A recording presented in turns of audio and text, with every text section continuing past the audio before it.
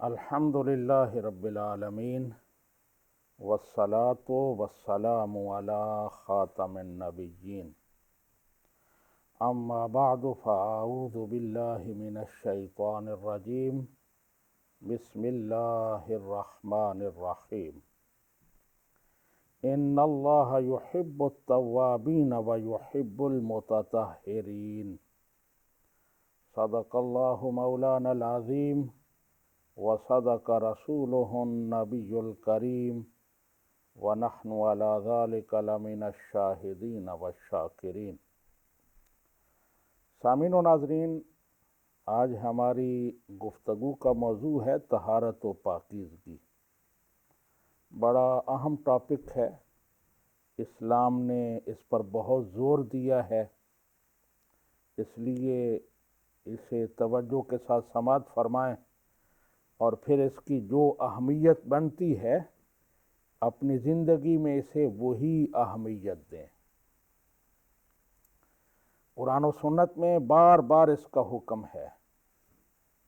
اللہ سبحانہ و تعالیٰ چاہتا ہے کہ ہمارا ظاہر اور باطن پاک ہو۔ میں نے جو قرآن پاک کی آیا پڑھی ہے اس میں باطن کی طہارت کا ذکر بھی ہے اور ظاہر کی طہارت کا ذکر بھی ہے۔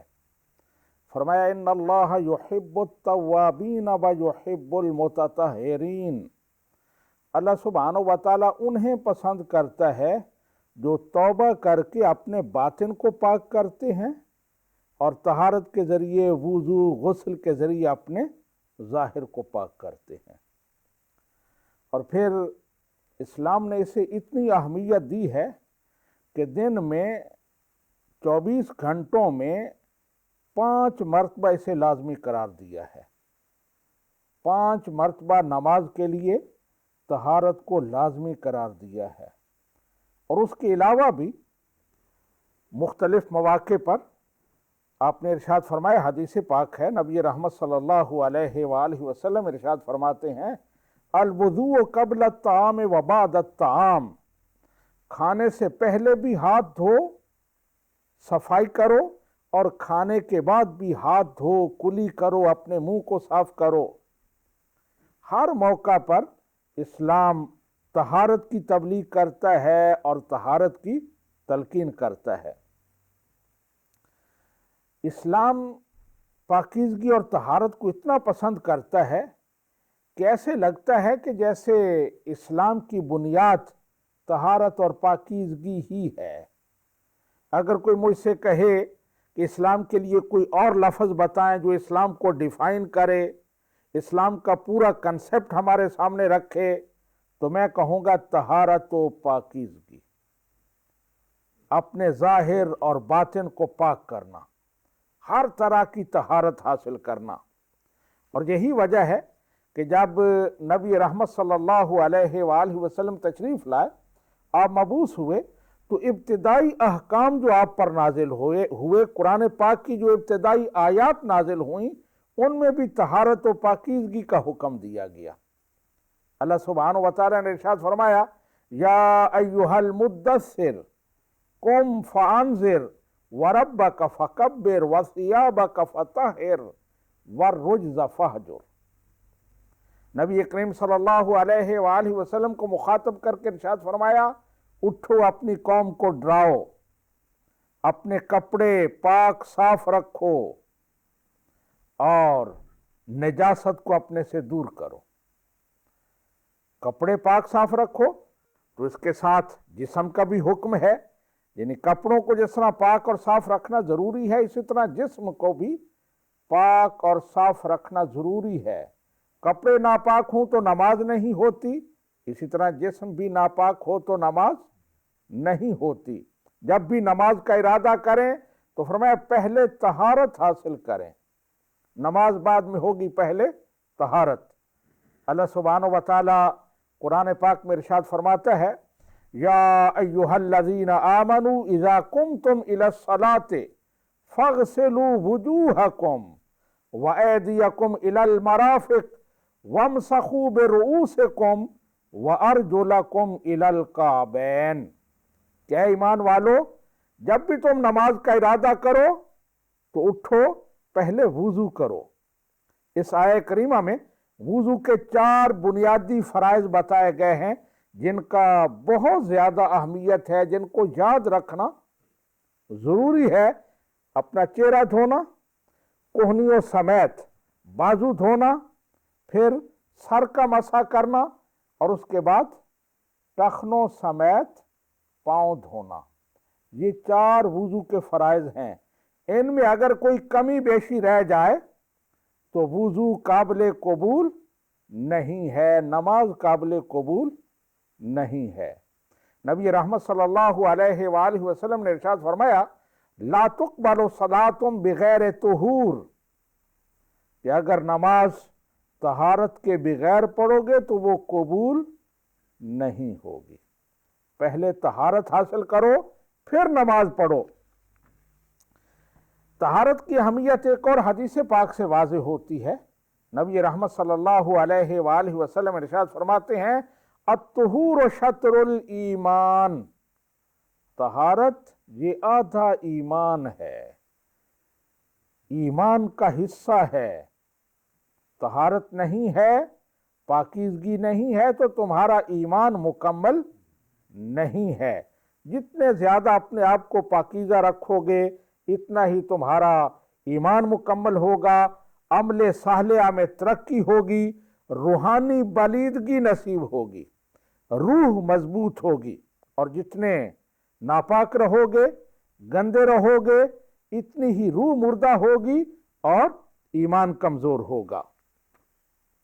जिस तरह मैंने लिबास की बात की है, जिस्म की बात की है, तो बिल्कुल इसी तरह मकान जहां हम रह रहे हैं, जहां हम नमाज पढ़ते हैं, उसके लिए भी पाकीज़गी का हुक्म है। अल्लाह सुब्हानहू व तआला कुरान पाक में इरशाद फरमाता है, वाहिदना इला इब्राहीम व इस्माईला अन तहिरा बैतिया लित्ताइफीन वल आकिफीन वर्रुक्का सुजूद, कि हमने इब्राहीम अलैहिस्सलाम को और इस्माईल अलैहिस्सलाम को ताकीद की, उन्हें ताकीदन ये हुक्म दिया कि मेरे घर को साफ करो, काबतुल्लाह को साफ और पाक रखो। किनके लिए? तवाफ करने वालों के लिए, रुकू और सुजूद करने वालों के लिए। तो जिस तरह इब्राहीम अलैहिस्सलाम को और इस्माईल अलैहिस्सलाम को काबतुल्लाह को पाक और साफ रखने का हुक्म था, बिल्कुल इसी तरह मुसलमानों के लिए ये हुक्म है कि वो अपनी मसाजिद को, अपने घरों को, अपने गली महल्लों को पाक और साफ रखें। आप बाजारों में, गलियों में गुजर रहे हैं तो ऐसा नहीं होना चाहिए कि आपका लिबास नापाक हो, आपके बदन पर वहां से कोई निजासत लगे, बल्कि गली और बाजारों को भी साफ सुथरा होना चाहिए, घरों को भी साफ सुथरा होना चाहिए, ताकि तहारत और पाकीज़गी का एक माहौल बने। तहारत की जिद निजासत है। इस्लाम जितना तहारत पर जोर देता है, इतना ही निजासत से दूर रहने की ताकीद करता है। निजासत के करीब ना जाओ। नबी रहमत सल्लल्लाहु अलैहि वसल्लम ने इरशाद फरमाया, इत्तकुल बौल फ़इन्नहु अव्वलु मा युहासबु बिहिल अब्दु फिल कब्र, पेशाब से बचो, ये वो पहली चीज है जिसके बारे में कब्र में पूछा जाएगा। पेशाब से बचो का मतलब क्या है? कि अपने जिस्म को पेशाब से आलूदा ना होने दो, पेशाब के छींटों से बचो। जब पेशाब कर रहे हो, करके फारिग हुए हो, तो अच्छी तरह अपने आप को पाक करो, ताकीद करो इस्तंजे की, इस्तिबरा की, ताकि जिस्म पाक रहे, लिबास पाक रहे। इसी तरह की और भी बहुत सारी हदीस हैं जिनमें नबी रहमत सल्लल्लाहु अलैहि वसल्लम ने तहारत व पाकीज़गी की तलकीन की और निजासत व गलाजत से दूर रहने का हुक्म इरशाद फरमाया। तो बहैसियत मुसलमान हमारा ये फर्ज बनता है कि हम इस्लाम का ये पहला सबक, इस्लाम का ये बुनियादी सबक, इसे अच्छी तरह याद करें। لیکن ہم اس کا کوئی اتنا خیال نہیں رکھتے، بس روایتی انداز میں چلتے رہتے ہیں، کوئی گہرائی سے اس پر نہیں سوچتے۔ میں اکثر گھروں میں جاتا ہوں نا تو کارپٹ بچھا ہوا ہے، جوتے اتارنے لگے، ہمیں عادت یہ ہے کہ جہاں بھی کارپٹ وغیرہ ہے اسے صاف ستھرا رکھیں، وہاں بیٹھنا ہوتا ہے، وہاں نماز پڑھنی ہوتی ہے، نہیں پہن کر آ جاؤ، آگے پہن کے آؤ جی، وہ خود بھی پہن کے ہیں وہاں چل رہے ہیں۔ اسی طرح گھر میں کئی دوست آتے ہیں، مہمان آتے ہیں، بات جانا ہے، تو اب جب بات جانا ہے تو ضروری ہے کہ پوری تیاری کر کے جائیں، لباس سمیٹ کے کہ وہاں یہ نجاست سے آلودہ نہ ہو، اپنی جرابیں اتار کے جائیں، جرابوں سمیت چلے جائیں گے، گیلی کر کے پھر آ جائیں گے، وہی جرابیں کارپٹ پر بھی، کوئی اس کا خیال ہمیں نہیں ہے۔ تو ان باتوں کی ہمیں احتیاط کرنی چاہیے۔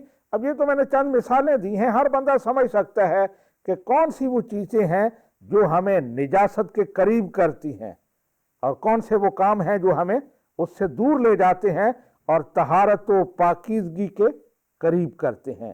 اللہ تعالیٰ کی بارگاہ میں دعا ہے کہ وہ ہمیں عمل کی توفیق عطا فرمائے، جو کچھ کہا ہے سنا ہے اس کو اپنے مرحوم مسلمان بھائیوں کے اظہار ثواب کرتے ہیں، اللہ سبحانہ و تعالیٰ ان کے درجات بلند فرمائے۔